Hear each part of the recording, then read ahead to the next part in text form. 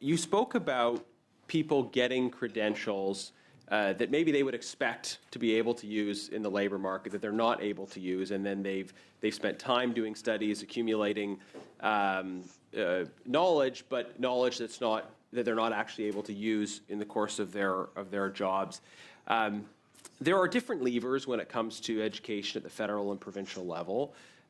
One option might be for the federal government to look at the levers that it has and say, we're going to try to send some signals around to try to reflect the signals of the labor market in terms of student support. I wonder if you could reflect on that and how exactly the federal government might engage this issue of some credentials more likely to lead to employment versus others less likely to lead to employment. Although education is primarily a provincial responsibility, the nature of the policy in the last several decades has been that the federal government has taken more responsibility in that area in terms of funding. Canada Social Transfer comes to mind. Workforce development agreements certainly come to mind as well.